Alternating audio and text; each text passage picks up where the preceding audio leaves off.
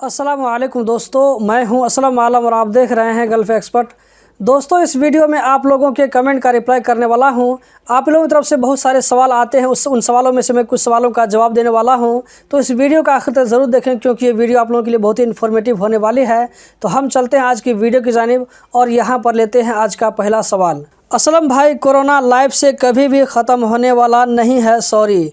ये सवाल आप ही में से किसी भाई ने कल वाली वीडियो के नीचे किया था। कल वाली वीडियो मैंने आप लोगों को बताया था जिसमें बहुत सारे साइंटिस्ट कह रहे हैं कि गर्मी के आने तक 2022 में कोरोना वर्ल्ड से ख़त्म हो जाएगा। इस बात की पूरी पॉसिबिलिटी है।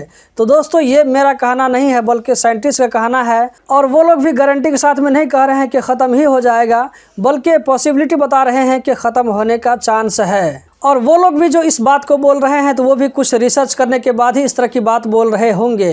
अब हम चलते हैं दूसरे सवाल की जानिब। दूसरे सवाल में अवतार सिंह ने पूछा है, सर मुझे कतर आए हुए 6 महीना हो गए हैं लेकिन कोई वैक्सीन नहीं लिया हूं, क्या मैं तीसरा डोज ले सकता हूं? आपने अभी तक वैक्सीन का कोई भी डोज नहीं लिया है, चाहे वो पहला डोज हो या दूसरा डोज हो, तो आपको तीसरा डोज कैसे मिलेगा? पहले पहला डोज लेना पड़ेगा, उसके बाद दूसरा, उसके बाद 6 महीना गुजर जाने के बाद में आपको तीसरा डोज मिलेगा। तो अभी आपको तीसरा डोज मिलने का कोई भी चांस नहीं है, आप अभी पहला डोज लगवाइए। अगले सवाल में एक और भाई ने पूछा है, सागर सुनवार इसका नाम है। हेलो सर, मैं नेपाल से हूँ, जॉनसन एंड जॉनसन की वैक्सीन लगवा कर आया हूँ। मैं कैसे एहतराज में गोल्डन कलर का फ्रेम लगवा सकता हूँ?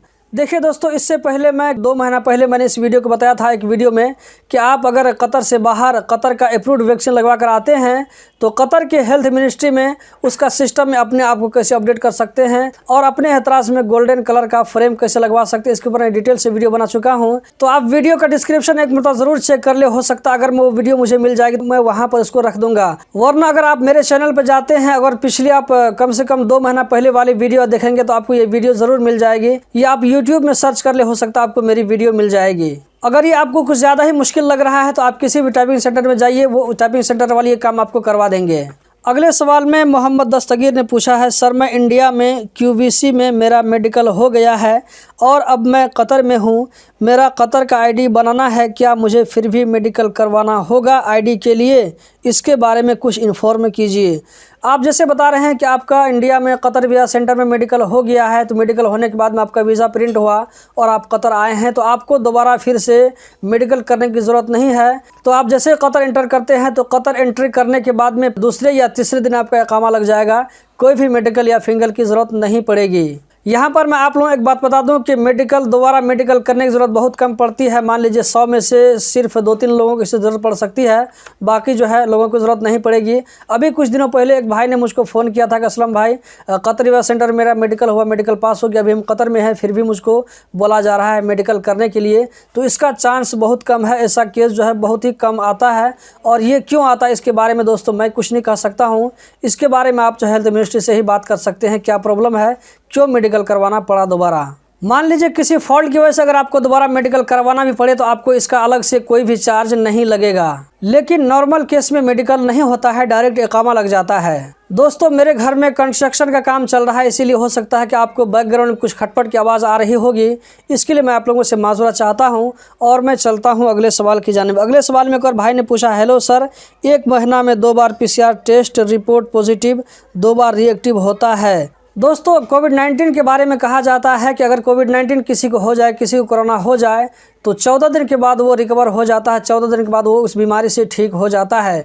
लेकिन कभी कभी ऐसा भी होता है कि एक मरतबा मान लीजिए अभी आपने चेक किया और 1 महीना के बाद दोबारा PCR टेस्ट करवा रहे हैं तो उस टाइम भी आपका जो है पॉजिटिव आता है या कुछ न कुछ उसका सिम्टम्स दिखाई पड़ता है, तो उस टाइम भी आपको ये कहा जाएगा कोरोना से रिकवर नहीं हुआ है। एक मेरा जान पहचान के बहुत ही करीबी आदमी था, उसके साथ भी ऐसा ही हुआ, तो उसने 2 मरतबा PCR टेस्ट करवाया तो उसके साथ में दोनों मरतबा जो है पॉजिटिव दिखाया। तो ऐसा हो सकता है, लेकिन ये केस भी बहुत ही कम है। अगले सवाल में एक और भाई ने पूछा है, सर अगर ऑन अराइवल वीज़ा ख़त्म होने वाला हो और PCR टेस्ट पॉजिटिव आ जाए तो क्या करें? सबसे पहला जो आपको काम करना है वो ये है कि आप एक मरतबा सिस्टम में चेक कर लें कि आपका वीज़ा एक्सटेंड होता है या नहीं होता है। अगर नहीं होता है तो 109 पर कॉल करके एक मरतबा आप वहाँ पे बातचीत कर लें।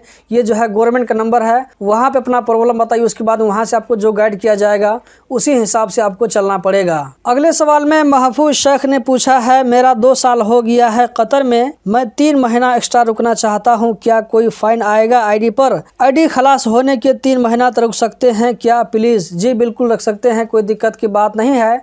आईडी एक्सपायर होने के 90 दिन तक आपके ऊपर में किसी तरह का भी कोई भी फाइन नहीं आएगा।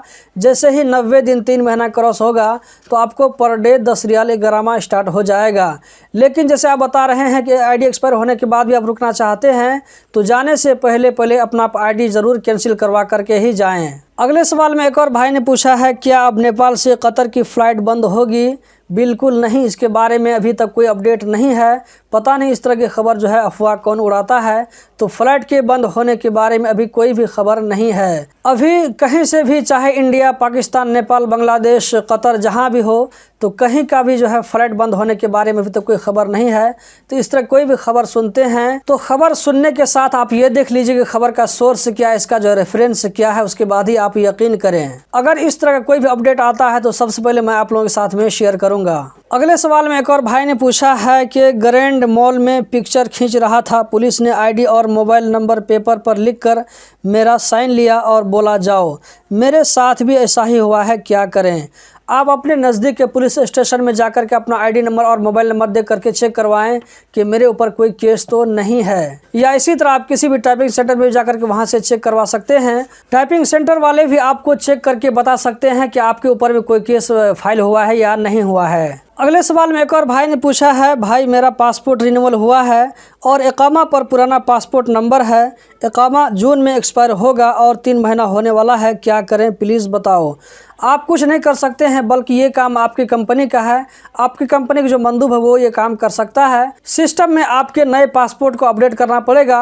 अपडेट करने के बाद में आपका जो इकामा नया बनेगा तो उसमें इकामे में नया पासपोर्ट नंबर आ जाएगा। इसका जो आपको चार्ज आएगा वो 120 रियाल चार्ज आएगा। 120 रियाल गवर्नमेंट का चार्ज है।